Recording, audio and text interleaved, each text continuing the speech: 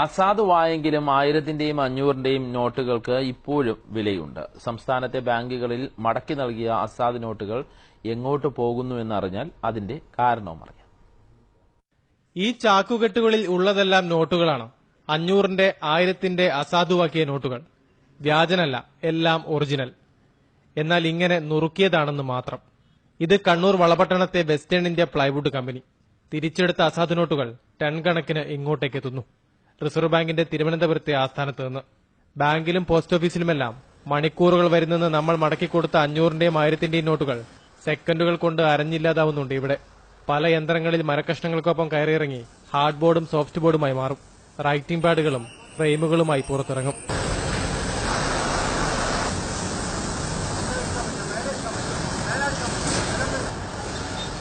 കത്തിക്കുന്നതിന് പകരം അസാധു നോട്ടുകൾ വിൽക്കാൻ റിസർവ് ബാങ്ക് തീരുമാനിക്കുകയായിരുന്നു. കരാർ ലഭിച്ചത് വെസ്റ്റേൺ ഇന്ത്യ പ്ലൈവുഡ്സിന്.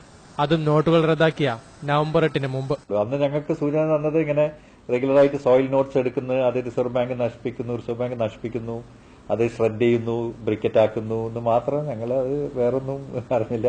ആക്ച്വലി ഇത് ഞങ്ങളെ ഫിനിഷ് പ്രോഡക്റ്റിന്റെ ക്വാളിറ്റിയും ഇംപ്രൂവ്ഡ്. ഇതും കൂടി അതൊരു സക്സസ്ഫുൾ ആയി. 2 ആഴ്ച മുമ്പ് കോടികൾ മതിപ്പുണ്ടായിരുന്ന നോട്ടുകൾ പ്ലൈവുഡ് കമ്പനിക്ക് നൽകുമ്പോൾ റിസർവ് ബാങ്കിന് കിട്ടുന്നത് എന്തെന്നും കേൾക്കണം. ഒരു മെട്രിക് ടണ്ണിന് വെറും 250 രൂപ. ലോറി വാടകയും റിസർവ് ബാങ്കിന്റെ വക. ഏഷ്യാനെറ്റ് ന്യൂസ്, കണ്ണൂർ.